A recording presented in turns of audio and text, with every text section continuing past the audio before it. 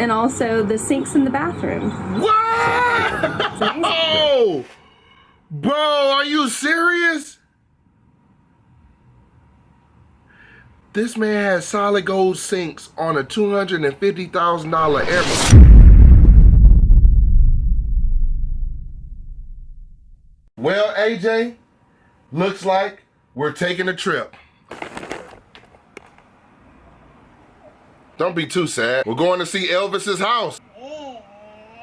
So you like it? What's up, everybody, man? It's your boy, Quizzy, man. I'm back today. Let me adjust my camera, man. We're going to see Elvis Presley Graceland tour, okay? So we got our bags packed. We got everything packed, but we're not gonna leave the room. That's the good thing, all right? So it's not gonna be expensive, but we can check this out. I really would like to have my mom here, so I might do a second video because my mom has actually been here. So I might do a second video where she can kind of tell us what she remembers of it. And if you guys wanna see that, just hit the like button and let me know down below that you guys would wanna see that. Just like right now in the video, just say, hey, look, we wanna see your mom's Graceland tour video, okay? So this is in Memphis, Tennessee. I got a homegirl that stays in Memphis, Tennessee. I wonder if I can pay her to go and check this out for us exclusively so we can have our own video. This might be dope. Hi, I'm Will Howard and welcome to Memphis, Tennessee. We're here at Graceland in Memphis, Tennessee, and Alicia Dean is the public relations coordinator. Okay, so one thing to notice about it, because one thing we have to notice is, man, this house is lovely. This is his house. I'm talking about, bro, back in the day when he bought this house, this was this was something else. I would love to see the house that he would get today, like a modern house.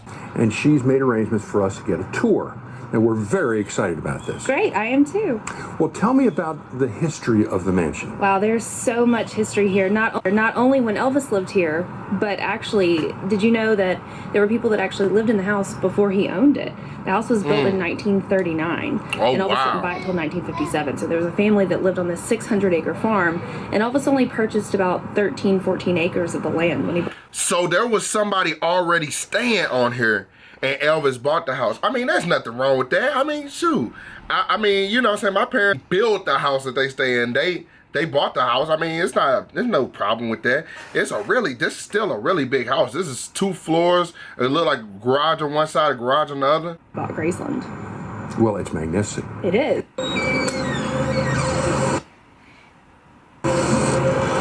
All the way up to the ropes, filling all the available spaces. Okay, this is the living room. It's so cool. And this is the first thing that you see when you come on the tour. And I think it's the most beautiful room in the home. Whoa, I'm talking about, look at this. You could tell because it still has like older TVs in it. So they probably preserved it. Look at this thing. It got glass everywhere. The glass makes the room look bigger. And then it's all white. Don't touch it. Don't walk in here with your shoes. Some of y'all are gonna need to take your shoes off, please. Then they got a grand piano in the back. I think that's what's called a grand piano. It might not be. So please don't butcher me in the comments. A fireplace. So it's a room here, then a room over in the back. And bro, the signature, the peacock, I really like that because I could see that he be wearing those colors, and that's glass too. Ooh, this is fresh. Blue and the white.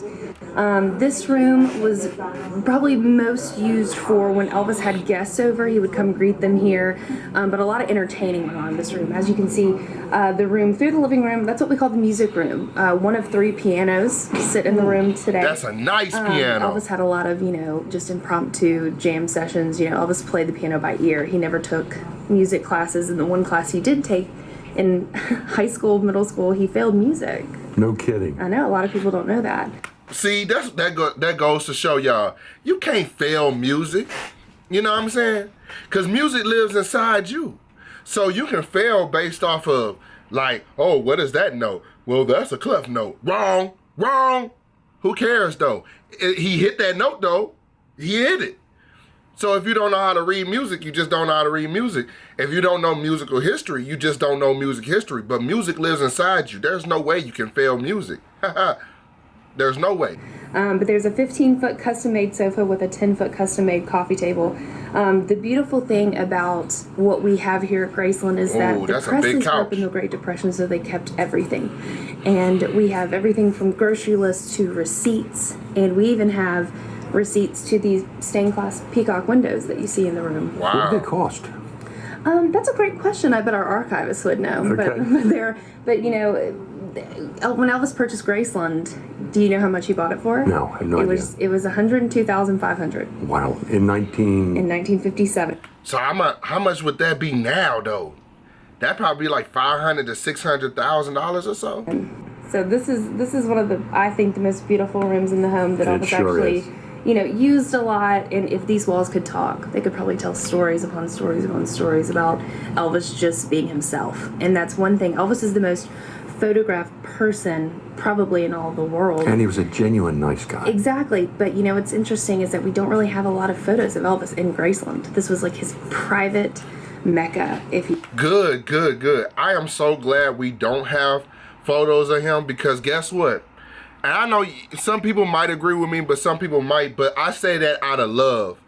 I'm saying I'm glad we don't have pictures, because some places you just need to have memories and pictures of yourself with your family. Like, everything doesn't need to be shared throughout the world. Everybody doesn't need that private, intimate thing. So they have pictures of, I bet you there are plenty of pictures of Elvis in Graceland, but those are probably shared with Elvis's family. There's probably plenty, and probably pictures of stars, celebrities that came to visit him, that he probably taken pictures with, that he kept with, and certain things the world doesn't need that little pause in it. You know what I'm saying? This is good. I like this. Well, I mean, it's just a wonderful place for him to just get away and be himself. Well, we are standing in the dining room. Oh, golly. It's extremely formal. But That chandelier. Dinner here, and sometimes they would even pull up card tables on the end because they would have so many people here coming over for dinner. They didn't have formal dinners every single night. But an interesting fact is that Elvis used to sit at the end of the table, and underneath the table is a button, and it would buzz the kitchen, even though the kitchen is right next door. So if you ever need anything, there was that extra button. Another interesting fact is that if you notice, there also is a television that sits in the dining room. Okay. And for the 50s, it was rare that people even had televisions. And Elvis this is one of 14 that sat throughout the home. So Wow, so he had 14 TVs. So people used to probably have only one family TV. He had 14 TVs throughout the house. That's a way of living. You know what that told me? That told me that Elvis was very much into entertainment. Well, of course, he's one of the biggest entertainment stars. But what I'm saying is that told me if Elvis was alive today, he would probably still some way be into like technology and entertainment. That's what that told me.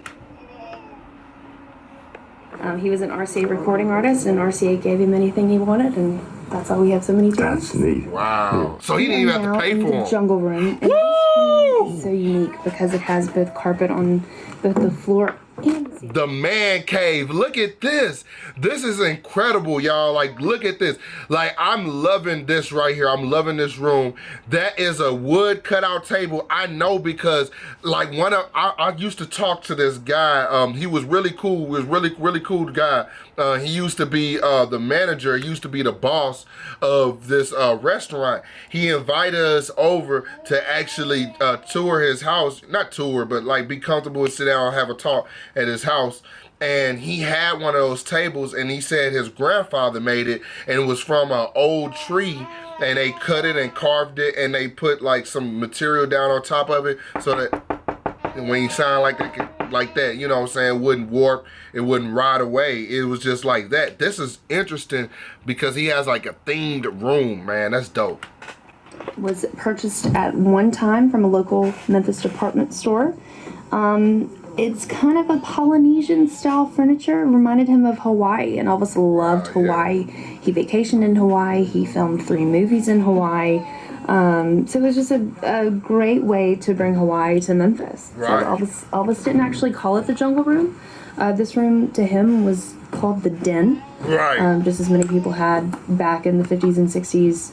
And a travel writer 1982 when we opened for tours and nicknamed it the Jungle Room, and the name has stuck since. Okay. We do have 4 horses on property, and we keep it that way because Elvis loved horses, and that love for horses came from Priscilla. And if you were a family member or close friend of Elvis, you got a horse. And that came with the whole shebang, with the saddle and everything that you needed to ride that horse. And he loved riding horses. He was known for just hopping on a horse and riding down to the front gate and signing autographs for his fans. He really loved his fans and really cared about them because he knew that they were the reason that he was, you know, who he was.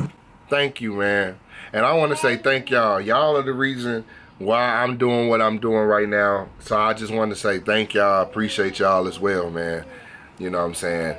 But like, look at this place. I'm gonna turn the volume down so we can still see. Like, look at this place. It is incredible. Look at like the horses. Look how much space. Look how much space is out here. Oh my God. I think that's one thing that people take away from the tour that they might not have known about Elvis before. We actually have 2 frames of checks. There were 40 checks, all written for $1,000 each on one day. So $40,000 in one day given to local and national charities. All right, so we are now standing in Elvis's racquetball building. In this building, Elvis actually personally watched over the construction of the building. He was so excited about building this racquetball building. And it cost him about $200,000 on this one building alone. So remember back when I told you in 1957 how much he purchased the house for. Right. And then how much this one building cost. Well, that must have been years later, though, right? This building was finished in 1975. Okay, sure. So almost 20 sense. years later. Right. But Okay. everything that you see in here is original. There's actually a piano that's down the stairs right here to our right. That this was the last thing. And to be noted, one, this is a big place. Hold on. Because if you look at those people up there, and this is where they were at right there at the top. This is a big place. So the piano is the center focus, not a TV. Because in modern society, a big TV would have been the center focus. So the music was still a big thing. And then that looks like either a recording system or a sound system in the back. That's dope, boy. Elvis did before he passed away. He came in and he played racquetball with some friends and then sat down at the piano and played a couple songs and then went back upstairs and unfortunately passed away. So again, this is the racquetball building, and everything that you see in here, Elvis has received since he's passed away. So all of these gold records and awards we're still getting. Elvis is probably one of the biggest selling entertainers of all time. Over 1 billion records sold and keeps selling. It's amazing. We also have a display of some of our jumpsuits. We have about 80 in our collection, and probably one of the most famous is the American Eagle jumpsuit that you can also see that Elvis wore in Aloha from Hawaii. Hey, that car fresh right there, boy.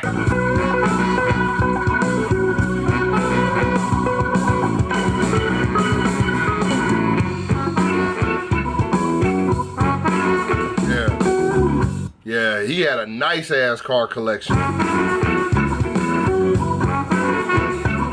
Damn.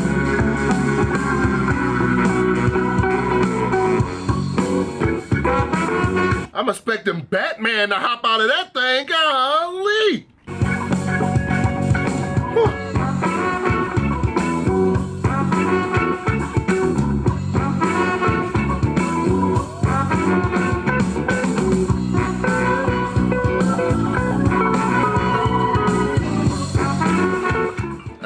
Hey, this right here is clean, bro. This is straight up clean.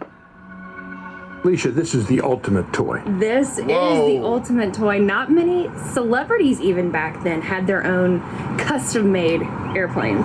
So this was a Delta plane. Yes, Convair 880, built in 1958. And it held 96 passengers. 96 passengers, and then Elvis bought it for $250,000 and then spent $800,000 customizing the inside of the plane. It's just incredible. Describe the inside of the plane. Wow, the inside of the plane is amazing. It has everything from a bedroom to a conference room to a lounge area. There were also telephones on board that you could call anywhere in the world. Simply amazing. There was also a 24-karat gold inlay on both the seat belts and also the sinks in the bathroom. What? It's amazing. Bro, are you serious? This man has solid gold sinks on a $250,000 air. Son. Right. Golly. It's also named after his daughter, Lisa Marie. And its nickname is? The Hound Dog 1. And he changed the N numbers to? Oh gosh, do you remember? Yes, Echo Papa or Elvis Presley. Yes. Well, thank you very much for the tour. We've had a delightful time, and we really appreciate it. Here. I hope you had a great time. We did. Thank you, Will Howard, and it said Murphy, man, about town. You know, so this was so interesting. I appreciated this. I really, really appreciated this. Solid. Oh my God, his airplane, bro. So what I'm seeing is that he spent. So he didn't. Not okay. I'm not gonna put words in his mouth, and I'm not gonna say anything. It's just the house was all right. His second building, where he played the racquetball and he had the piano and he had sound equipment. Then a plane, bro.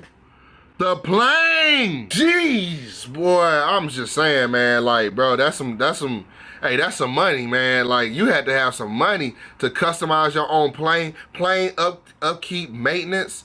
Just the place, oh man, I mean, you would know. I mean, all he did was tour, go here, go there, go there, go here, always flying. It only makes sense to have your own plane. Bro, but was the plane in his backyard, or did they move that there? He couldn't have had it in his backyard, right? No. Oh my God, this man had an airport in his backyard or something? Just let me know that you liked it. I enjoyed this. I like to see, I'm gonna look up some more flashy things about him. I kind of like that. Man, hey, look, y'all, thank y'all, man. If y'all want me to take a tour and go to Memphis and check this out for myself, leave a like, bro. Leave a comment, bro. Let's start a discussion. Let me know if y'all want me to do this, man. Let me know, bro, because I'll check it out myself and give a dope little video myself, all right? Y'all be safe, man. Peace.